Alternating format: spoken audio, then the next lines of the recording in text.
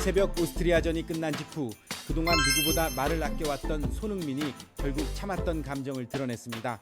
기자의 질문 하나가 도화선이 됐고 그 순간 대표팀 전체의 구조적인 문제와 홍명보 체제의 한계가 한꺼번에 수면 위로 떠올랐습니다. 왜 늘 선수들만 앞에 서서 총대를 매야 하는지, 왜 정작 책임의 중심에 있는 홍명보는 아무 변화 없이 버티고 있는지, 그리고 이 흐름을 만든 정몽규 체제는 왜 아직도 그대로인지. 정말 답답하게도 이번 이야기는 단순히 한 경기 패배로 끝나는 얘기가 아닙니다. 한국 축구가 지금 어디서 무너지고 있는지를 보여주는 장면에 더 가깝습니다. 사건의 분위기를 가장 씁쓸하게 보여준 건 4월 1일 만우절 아침이었습니다. 이날 SNS에는 이런 글이 올라왔습니다. 홍명보 정몽규 사태 진짜 그럴 것이지. 댓글창에는 진짜요, 잘됐네요 같은 반응이 쏟아졌습니다. 그런데 곧바로 기사 없는데요 라는 댓글이 달렸고 그제야 사람들은 아 속았다, 만우절이었네 하고 허탈했습니다. 웃자고 던진 거짓말인데도 많은 팬들이 순간적으로 크게 기뻐했다는 것, 정말 아이러니하지만 그게 지금 한국 축구의 민심입니다. 팬들이 얼마나 간절하게 이 두 사람의 퇴진을 바라고 있는지, 하지만 현실은 전혀 바뀌지 않고 있다는 점이 더 서글프게 다가옵니다. 한국 시간 4월 1일 새벽 오스트리아 빈의 에른스트 하펠 경기장에서 대한민국은 오스트리아에 0대1로 패했습니다. 지난 3월 28일 영국 밀턴 킨스에서 코트디부아르에 0대4로 무너진 데 이어 유럽 원정 2연전 전패입니다. 두 경기 합계 0득점 5실점, 월드컵 개막까지 70여 일밖에 남지 않은 시점에서 홍명보가 내놓은 마지막 모의고사 성적표가 고작 이 정도라는 뜻입니다. 정말 냉정하게 말하면 기대보다 훨씬 미칩니다. 아니, 기대라는 말조차 민망할 정도로 처참합니다. 그런데 이렇게 참담한 결과가 나왔는데도 화살은 엉뚱한 방향으로 향했습니다. 바로 손흥민 선수였습니다. LAFC에서 이어진 연속 무득점 흐름이 대표팀에서도 이어지자 일부에서는 에이징 커브다, 이제 기량이 떨어진 것 아니냐는 말들이 쏟아졌습니다. 기자들도 노골적으로 그런 분위기를 만들었습니다. 손흥민의 부진 때문에 월드컵이 걱정된다는 식의 질문까지 나왔습니다. 하지만 정말 그게 본질이었을까요? 정말 손흥민 한 명의 결정력 문제로 이 팀 전체가 흔들리고 있는 걸까요? 솔직히 말하면 그런 식의 프레임은 너무 쉽고 너무 얄팍합니다. 어그로는 될지 몰라도 문제의 핵심은 전혀 건드리지 못합니다. 이번 오스트리아전에서 손흥민의 경기 내용을 직접 뜯어보면 그런 비판이 얼마나 무리한지 바로 드러납니다. 손흥민은 원톱 스트라이커로 선발 출전해 82분을 뛰었습니다. 전반 1분부터 기회를 만들었고 전반 16분에는 이한범의 패스를 받아 수비 뒷공간을 파고든 뒤 왼발 슈팅을 시도했습니다. 후반 16분에는 이강인과 서령우의 합작 패스를 받아 문전에서 왼발 논스톱 슈팅을 날렸고 후반 28분에는 이강인의 패스를 받아 골키퍼와 1대1 상황까지 만들었습니다.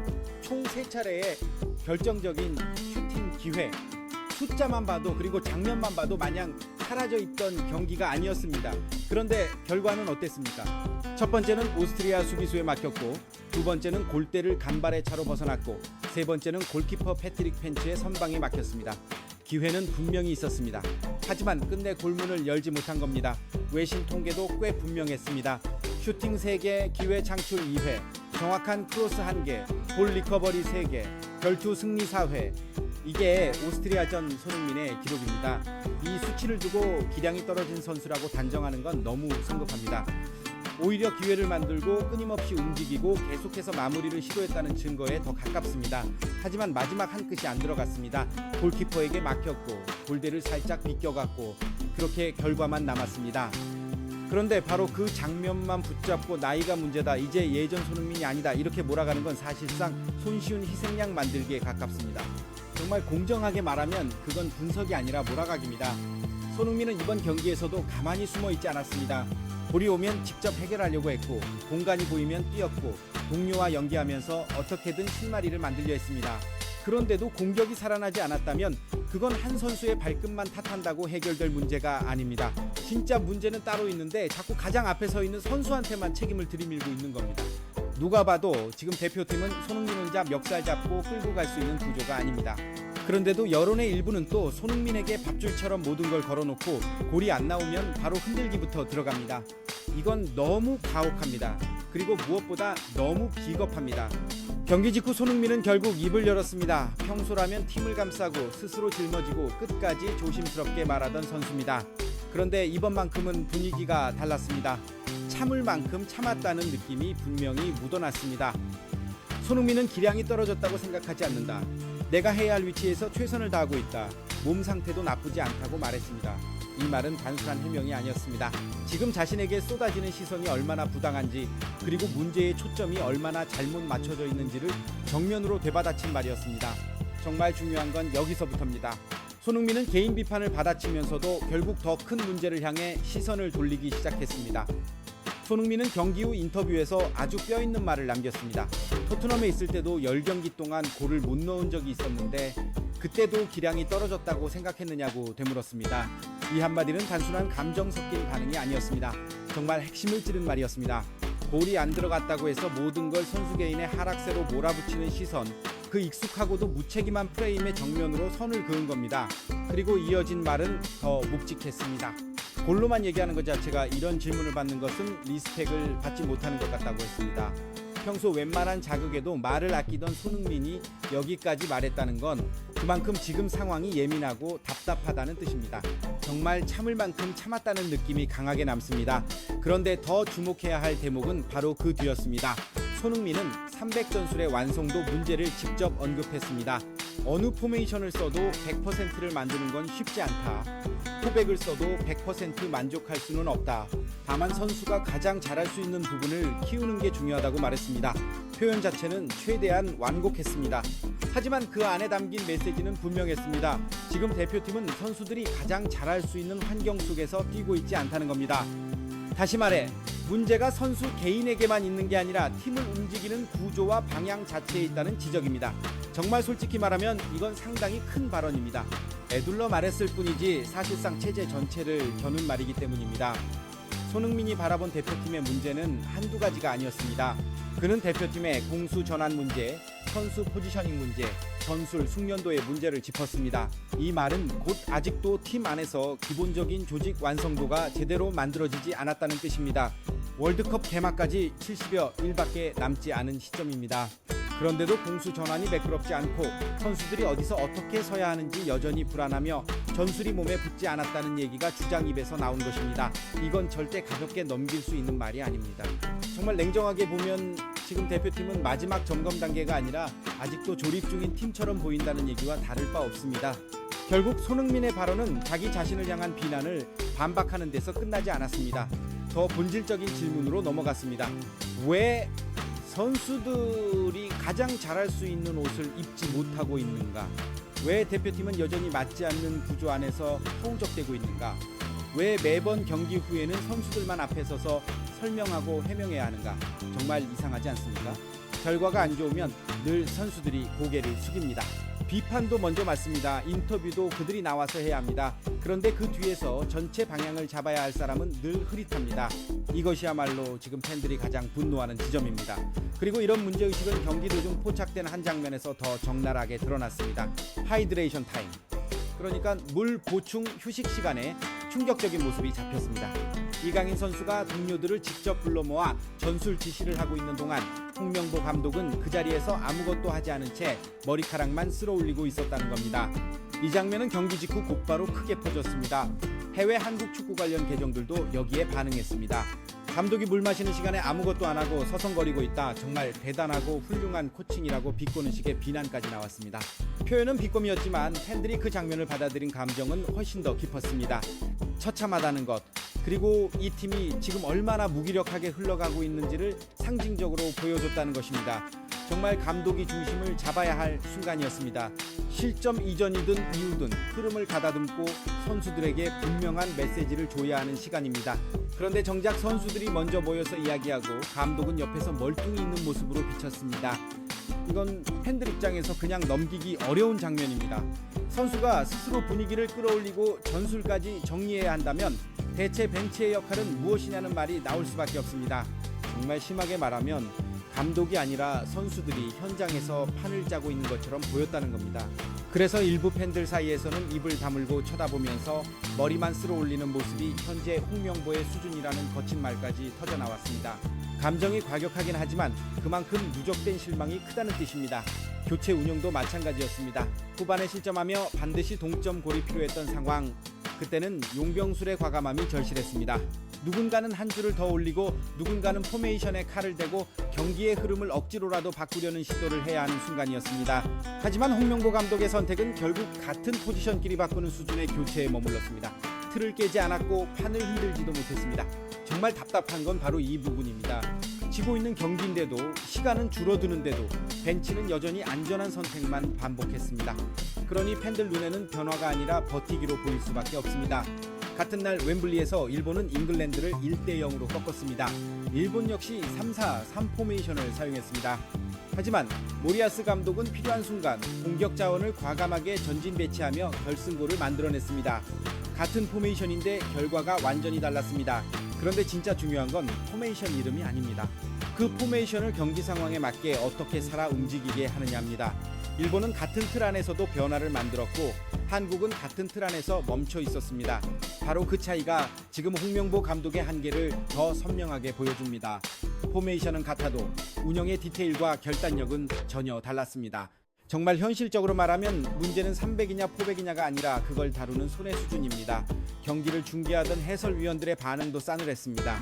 새 감독이 새 판을 짠다는 마음으로 마지막까지 변화에 도전을 해봐야 하지 않느냐는 말이 나왔고, 이근호 위원 역시 예선부터 많은 경기를 치렀는데 결과적으로 3개월도 남지 않은 시점에서 우리 것이 없다는 게 가장 슬프다고 탄식했습니다. 이 말은 꽤 아픕니다. 시간이 이렇게 흘렀는데도 아직 대표팀의 얼굴이 보이지 않는다는 뜻이기 때문입니다.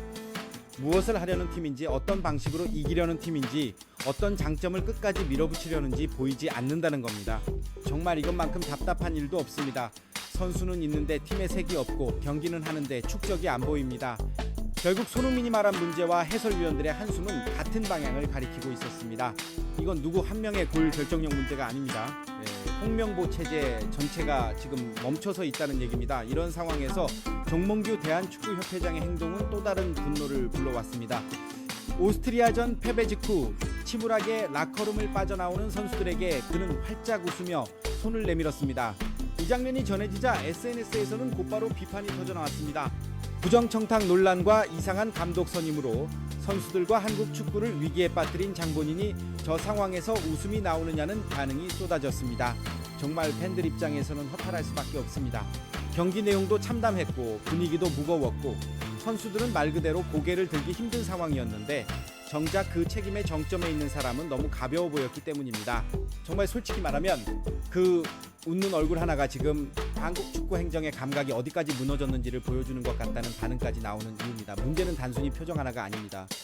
팬들이 분노하는 건 그 장면이 상징처럼 보였기 때문입니다.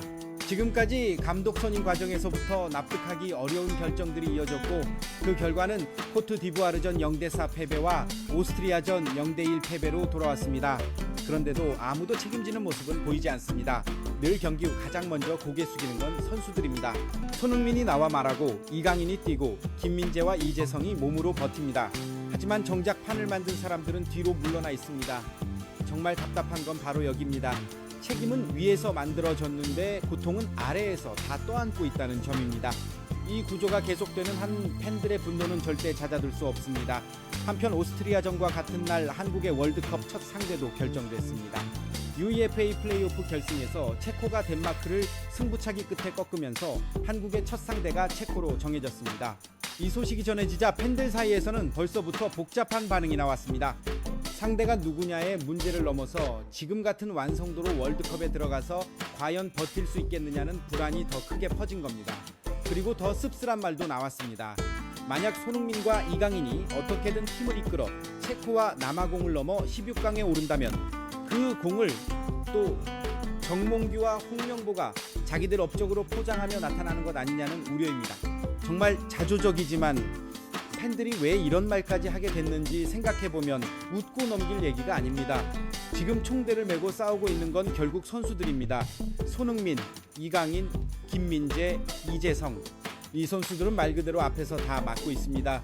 경기 안에서는 결과를 만들어야 하고 경기 밖에서는 비판까지 감당해야 합니다. 팀이 흔들릴수록 더 많이 뛰어야 하고 분위기가 무너질수록 더 앞에 서야 합니다. 정말 불쌍하다는 말이 나올 정도입니다. 그런데도 정작 이 선수들이 가장 잘할 수 있도록 판을 깔아줘야 할 체제는 여전히 굼뜨고 여전히 무겁고 여전히 변하지 않고 있습니다. 이쯤 되면은 선수들에게 또 어떻게든 해보라고 기대하는 것 자체가 너무 무책임한 일일지도 모릅니다. 하지만 현실은 늘 그 기대가 선수들에게만 향합니다.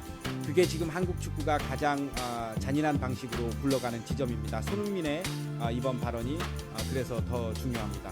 단순히 본인에 대한 억울함을 말한 게 아니기 때문입니다. 그는 최대한 조심스럽게 말했지만 결국 지금 대표팀이 선수 개인의 폼 문제로 설명될 수 없는 단계에 와 있다는 걸 보여줬습니다. 포메이션의 문제가 아니라 그 포메이션을 선수들이 제대로 소화할 수 있는 환경이 만들어지고 있느냐의 문제, 득점 하나의 문제가 아니라 공수 전환과 포지셔닝, 전술 숙련도 같은 기본이 왜 아직도 흔들리고 있느냐의 문제, 이 질문은 너무나 본질적입니다. 그리고 정말 아프게도 지금까지 누구도 제대로 답하지 못한 질문이기도 합니다. 홍명보 감독을 향한 사퇴 요구가 폭발하는 이유도 바로 여기에 있습니다. 단순히 오스트리아의 0대1로 졌기 때문만이 아닙니다. 코트디부아르의 0대4로 무너진 결과 하나 때문도 아닙니다. 팬들이 분노하는 건 그 패배들 뒤에 남은 장면들 때문입니다. 물 보충 시간에 선수들이 직접 전술을 정리하는 모습, 뒤지고 있는데도 판을 흔들지 못하는 교체, 월드컵이 코앞인데도 우리 것이 없다는 단식, 그리고 그 모든 혼란 속에서도 바뀌지 않는 체제. 정말 말 그대로 결과보다 더 무서운 건 변화의 가능성이 안 보인다는 점입니다. 팬들이 절망하는 것도 바로 그 부분입니다. 지는 것보다 더 무서운 건 왜 지는지 알면서도 아무것도 안 바뀌는 흐름입니다. 그래서 지금 한국 축구에 필요한 건 막연한 희망 고문이 아닙니다. 손흥민이 있으니까, 이강인이 있으니까 김민재가 버텨주겠지 하고 또 선수 개인 능력에 기대는 방식으로는 더 이상 버틸 수 없습니다.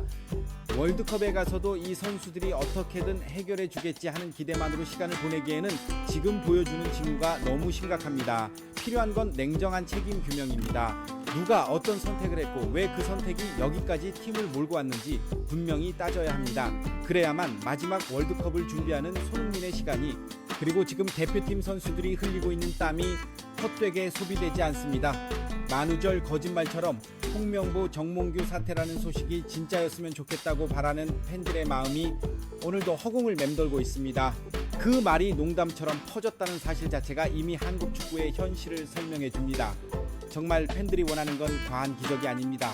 최소한 잘못된 것에 대해서는 책임지는 모습, 그리고 선수들만 앞세우지 않는 구조, 그 정도의 상식입니다. 손흥민의 마지막 월드컵이 두 사람의 무능과 무책임으로 얼룩지는 일만큼은 막아야 한다는 절박함, 바로 그 감정이 지금 모든 분노의 바닥에 깔려 있습니다. 여러분은 이 상황을 어떻게 보십니까? 이번만큼은 그냥 넘길 문제가 아니라는 생각이 든다면 그 이유를 마음속에만 두지 말고 함께 남겨주셨으면 합니다.